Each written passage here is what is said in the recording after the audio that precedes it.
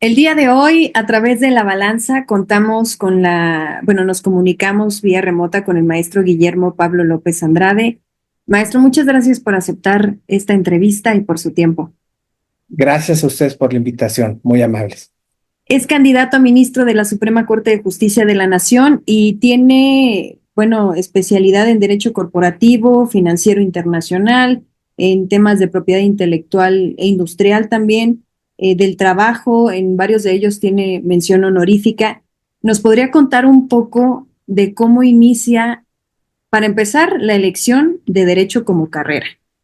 Y brevemente, cómo llega a la especialización que al día de hoy tiene. Muy amable, muchas gracias. Pues yo creo que en mi corta edad me identifiqué con la carrera de Derecho por esa aspiración de impartir justicia. Desde muy pequeño tuve el acceso a tribunales, el contacto con ellos, y ya convencido a los 15 años de edad, recuerdo, su servidor ya participaba como voluntario en la agencia del Ministerio Público, la agencia central en la ciudad de Toluca. Y bueno, pues ahí me convencí de que era lo que su servidor quería perseguir. Me inscribí en su momento a la licenciatura en Derecho en la Universidad Autónoma del Estado de México, y a la par que estuve estudiando esa importante carrera, pues tuve la oportunidad de trabajar en un juzgado federal, en el Juzgado Segundo de Distrito en el Estado de México. Era un juzgado mixto. Su servidor trataba de asuntos en materia, por supuesto, de amparo, en materia civil, penal, agraria, administrativa, en general, en todas las materias.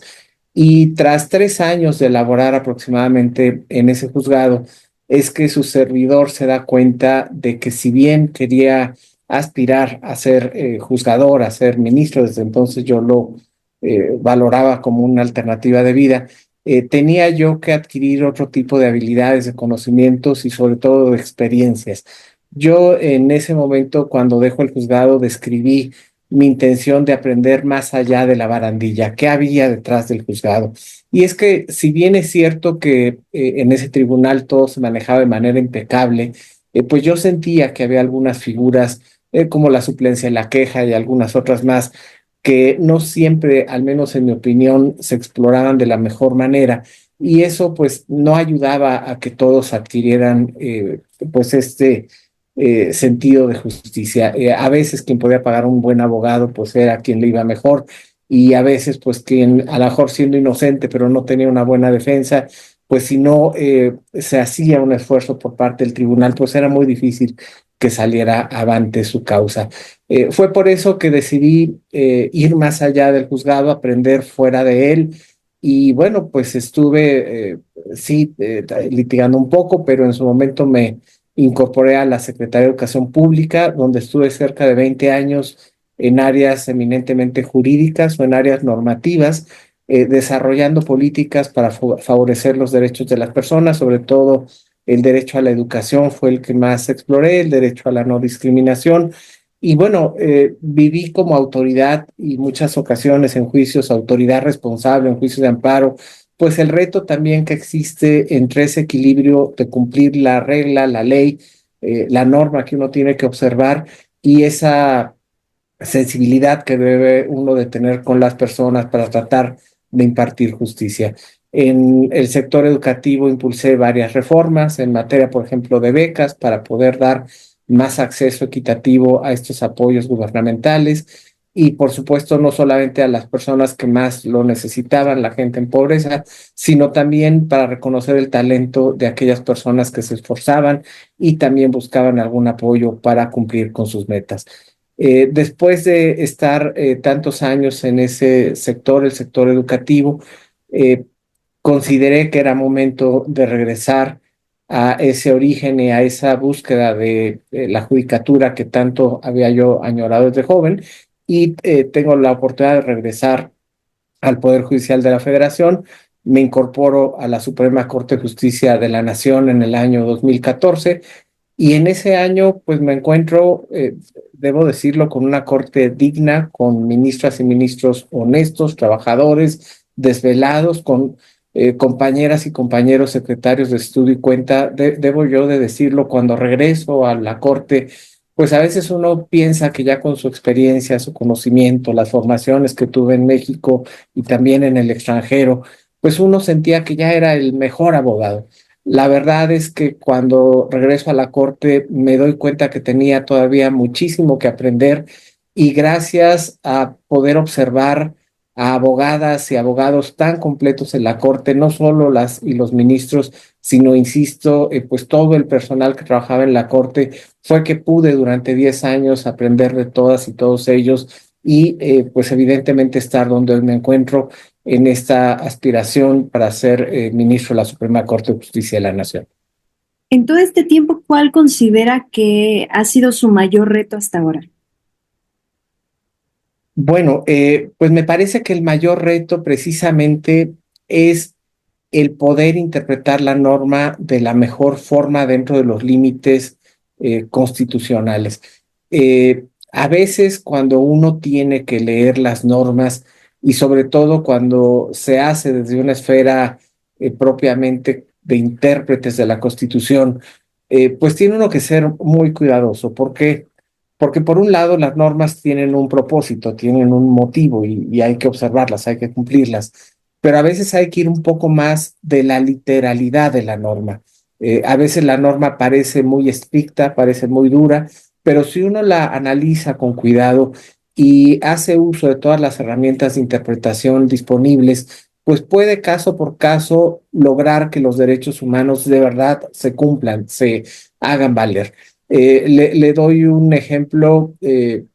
Tuve que enfrentar en algún momento un asunto en donde se debía decidir si una petición formulada a alguna autoridad a partir de la plataforma Twitter, que ahora se conoce como X, si esa petición conforme al artículo octavo de la Constitución debía o no ser considerada válida para obligar a la autoridad a contestar. Y bueno, para algunos, cuando ven la norma constitucional de manera literal y se habla de escrito, pues para muchos ese escrito es un papel pues firmado a lo mejor. Nosotros lo que hicimos fue hacer en ese caso una interpretación desde la propia evolución, bueno, el nacimiento y la evolución de ese derecho para entender qué es lo que se está protegiendo en la Constitución, por qué se protege el derecho de petición. Y bueno, no me extiendo ahora, pero después de una serie de análisis, de un examen histórico, de un examen teleológico, de un examen de verdad muy completo de la verdadera intención del derecho de petición, pues logramos concluir que por una petición escrita también puede entenderse una petición de orden digital en sentido amplio. Por supuesto, teníamos que cuidar el que no cualquier petición pudiera considerarse como vinculante para las autoridades y lo que se logró como equilibrio fue que si ya la autoridad había dispuesto esa plataforma, se había inscrito a esa plataforma y había contestado cuando menos una petición, pues ya estaba obligada a contestar otras. Ese es solo un ejemplo de muchos que puedo dar, donde existe siempre ese reto de hasta dónde podemos interpretar la Constitución y qué límites también debemos de tener, porque debemos observar siempre también los equilibrios que existen con aquellas normas que buscan una sana convivencia, un sano desarrollo de la sociedad. Y a veces, por supuesto, tiene uno que poner de un lado pues esos derechos, esos intereses del ciudadano visto en lo individual frente a los derechos del Estado mexicano que buscan el bienestar de todas y de todos. Lograr ese equilibrio, el poder impartir justicia entre esos dos ejes es realmente muy difícil porque a veces tiene uno que dar la razón a la autoridad, al Estado, y a veces hay que darla al ciudadano, siempre observando el bien común y lo que es mejor para la sociedad. Esos retos de verdad son los más complicados. Ser ministro de la Corte, ser ministra de la Corte implica horas y horas y horas de estudio de ese caso en concreto, pero además miles de horas de formación atrás. No es fácil interpretar la Constitución, no cualquiera me parece que lo puede hacer por mejores intenciones que tenga.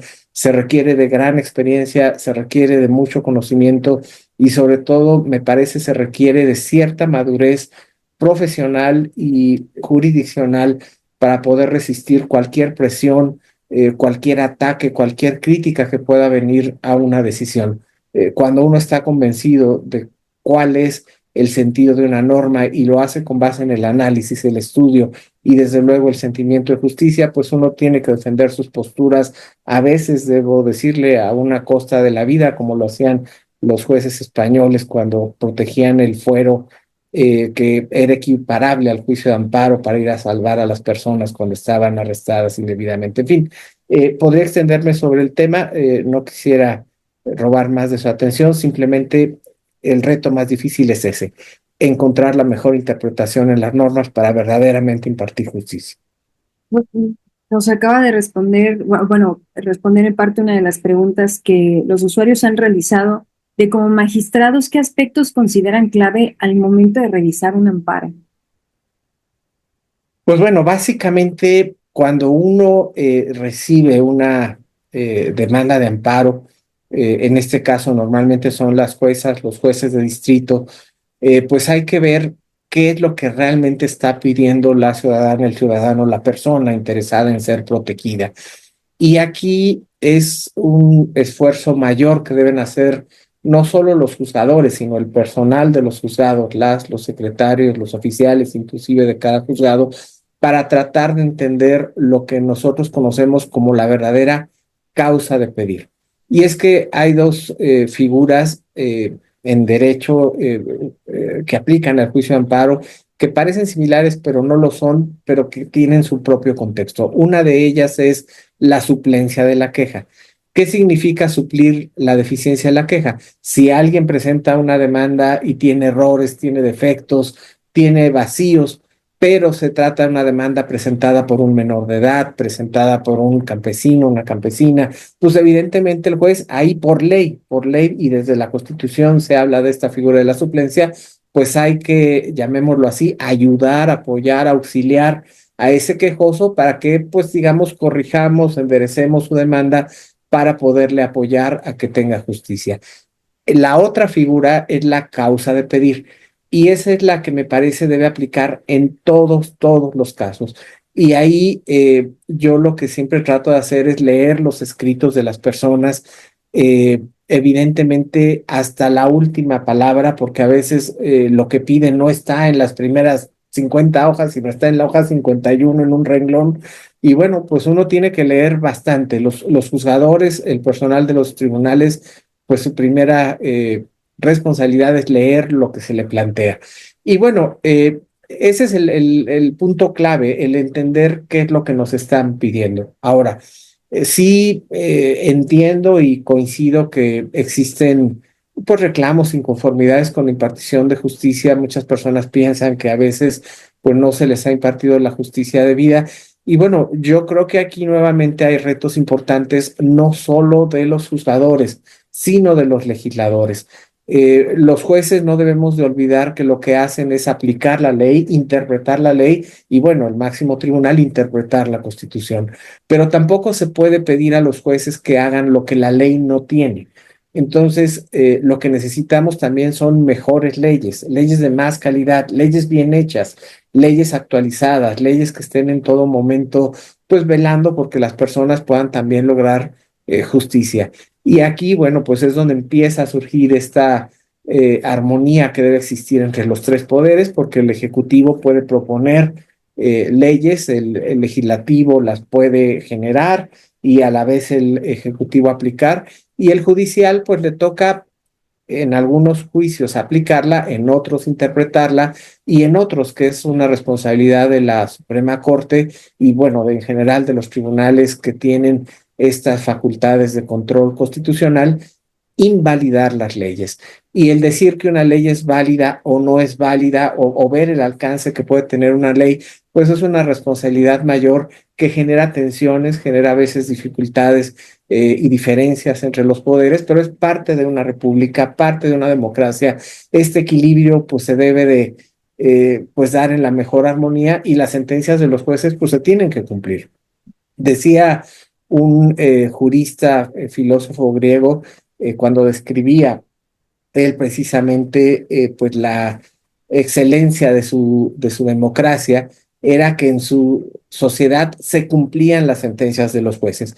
Y cuando en la sociedad las autoridades, las personas, pues están comprometidas con estas sentencias de los jueces, pues es más fácil encontrar equilibrios en la sociedad. Ahora, pues hay que también lograr la legitimación de los jueces para que las personas cumplan esas sentencias, y ahí es donde los juzgadores se deben demostrar pues discretos, por supuesto honestos, imparciales, y en la medida en que los jueces sean autónomos e independientes, pues decía yo, no solo al conocer las demandas, sino en su momento al dictar las sentencias, ajenos a cualquier presión, pues es la mejor manera en que la sociedad puede entender que están haciendo su trabajo, que es un trabajo estudiado, es un trabajo imparcial, y creo que ahí es donde encontramos una verdadera impartición de justicia, que además debe ser pronta y, insisto, debe ser completa y exhaustiva.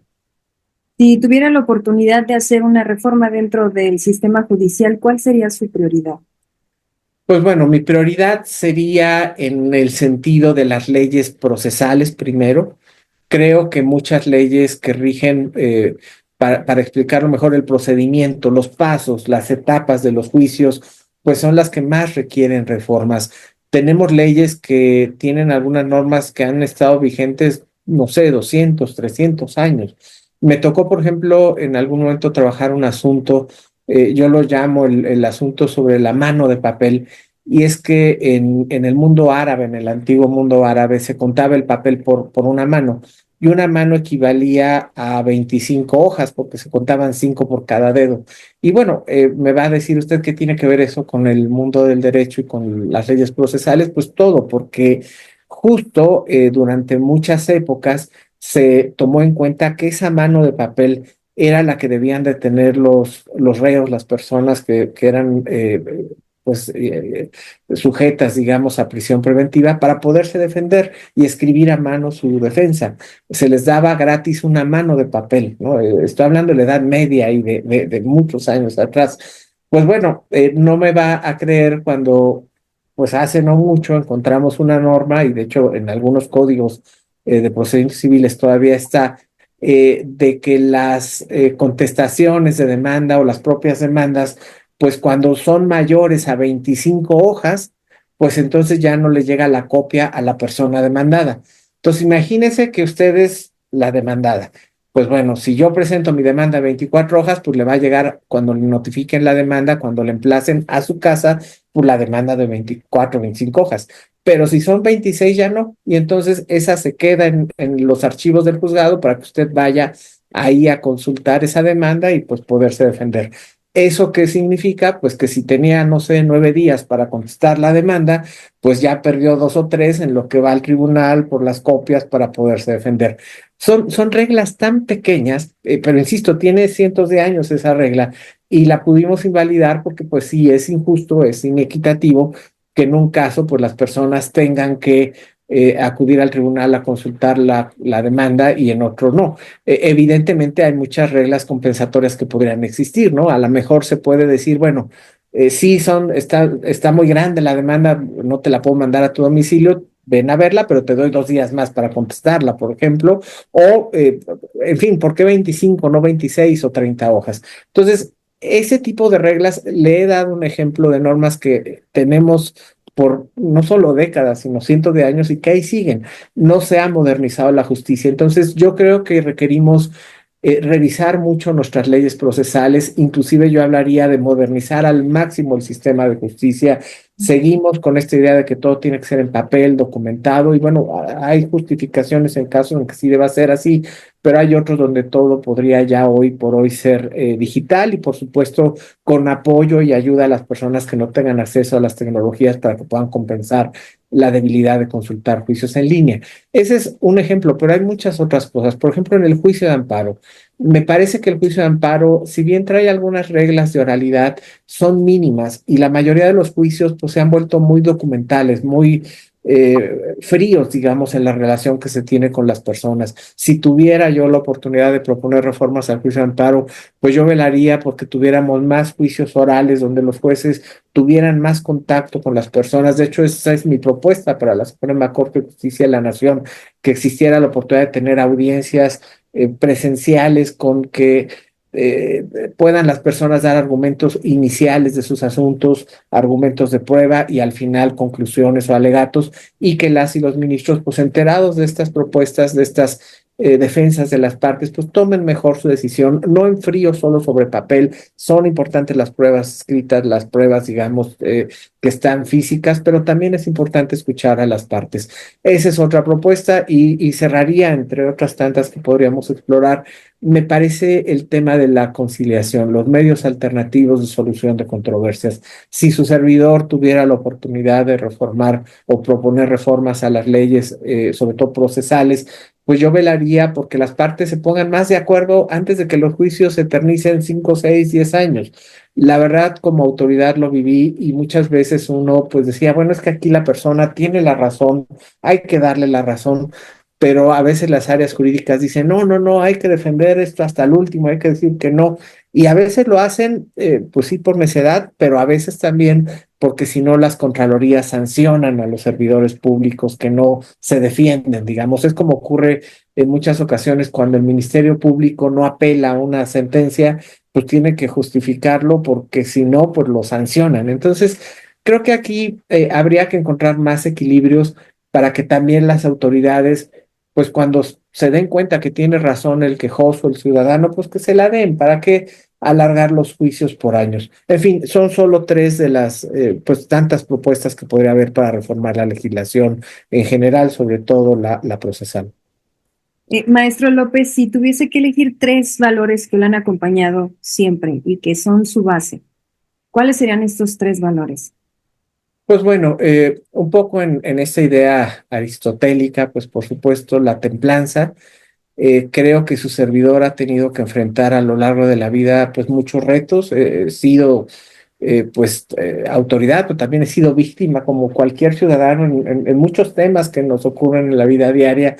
Y creo que sin esa fortaleza, sin esa templanza, pues uno se hubiera quedado ahí. Como dicen coloquialmente, pues a veces se quiebra uno y se tira al suelo y no se levanta. Entonces, la templanza nos ayuda a podernos levantar. Es un poco la resiliencia de que se habla cuando se tiene pues esa templanza. Y creo que tengo esa fortaleza. Reconozco que a veces pues uno pasa por distintos momentos, pero al final se logra sobreponer y esa es una virtud que todos creo que tendríamos que tener, el podernos levantar y seguir adelante a pesar de los problemas que vamos enfrentando. El segundo me parece, pues es este sentido de igualdad, de justicia. Siempre he tratado de dar a cada quien lo que merece. Me parece que la justicia, pues, se vive en todos los ámbitos de la vida social. Uno puede ser justo, pues, hasta cuando va a un restaurante y deja o no propina, pues ya está uno tomando una decisión de justicia. Cuando yo estaba en la Secretaría de Educación Pública, pues tuve que tomar muchas decisiones, pues velando a lo mejor por dar la beca al que más lo necesitaba, sobre a lo mejor alguien que en igualdad de condiciones no tenía esa necesidad. Entonces creo que este sentido de justicia siempre me ha acompañado. Soy una persona que por supuesto tiene errores, tiene defectos, pero ha tratado también de sobreponerlos para tratar de ser justo con las demás personas. Y bueno, finalmente, pues la honestidad. La honestidad creo que es una virtud que pareciera muy sencilla, pero es realmente compleja el poder ser honesto. Y yo creo que aquí la honestidad tiene que ver no solamente otra vez con la impartición formal de justicia o con tribunales. Uno tiene que ser honesto de entrada con uno mismo, ¿no?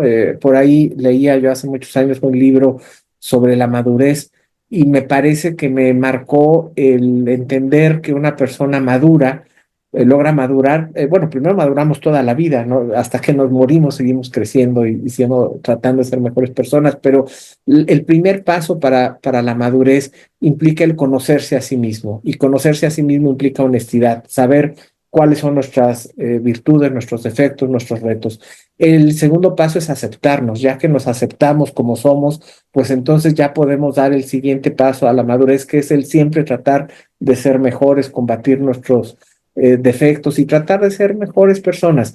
Y de eso se trata, creo que la honestidad. Una vez que uno es honesto con uno mismo, lo puede ser con todos los demás y por supuesto no puede haber un impartidor de justicia que no sea honesto en su función y honesto con su familia, honesto con sus amigos, honesto con todos los que nos rodean. Si tuviese la oportunidad de cenar con cualquier personaje histórico, ¿a quién elegiría y qué le preguntaría en esa cena?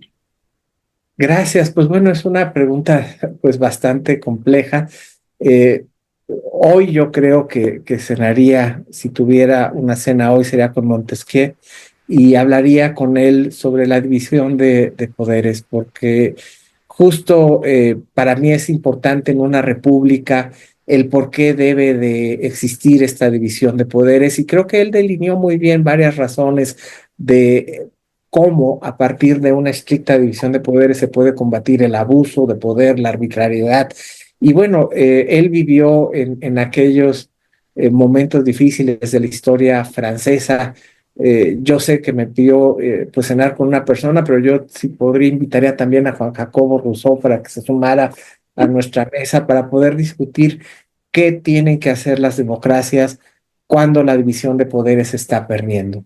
Porque lamentablemente, pues a veces en las naciones la democracia pues se piensa que solo la mayoría o la justicia a mano alzada, y no es así. Tiene que haber esa división de poderes. Hace poco perdimos pues a un importante autor, Vargas Llosa, Mario Vargas Llosa, y él precisamente también hablaba de estos temas. En fin, es difícil su pregunta porque ya estoy invitando a cenar a muchas otras personas, Está perfecto, pero pero yo me quedaría ahí. parte de, o bueno, de la comunicación que da al mundo entero es lo importante que para usted es la división de poderes, lo ha mencionado como sagrado incluso. ¿Cómo garantiza su independencia en un contexto donde los poderes del Estado suelen estar enfrentados todo el tiempo? Gracias. Pues bueno, precisamente se requiere mucha valentía para hacerlo y no es que yo me quiera dar de valiente, pero creo que los jueces lo son, los ministros, las ministras de la Suprema Corte en los últimos años, algunos de ellos, algunas de ellas mostraron esa valentía como lo hicieron muchos jueces. Pero mire, yo aquí quisiera recordar que la división de poderes y los valores que encierra la autonomía y la independencia judicial no son propios de los juzgadores, son propios de cada integrante de la sociedad. Recordemos cómo en su momento el presidente Roosevelt en Estados Unidos, cuando trató de implementar una serie de reformas derivadas del llamado New Deal o nuevo trato en materia económica, pues hubo algunas reformas que para muchos parecían abusivas y bueno, pues empezó a tratar de pelearse con la Corte porque la Corte invalidaba frecuentemente las leyes del presidente Roosevelt y empezó una campaña de ataques y mentiras contra los jueces de la Corte Suprema, eran nueve, de hecho siguen siendo nueve, pero pues bueno, trató primero de decir, pues a ver, voy a reducir la edad de jubilación para quitarme a dos o tres jueces molestos. No lo dejaron. ¿Quién no lo dejó? Las universidades, las barras de abogados, el propio poder legislativo, la sociedad organizada. Y bueno, luego dijo, bueno, no funcionó esto, voy ahora a introducir una reforma para que en lugar de 9 sean 11 y voy a meter dos a mi favor para que me den más votos. Tampoco lo dejó la sociedad.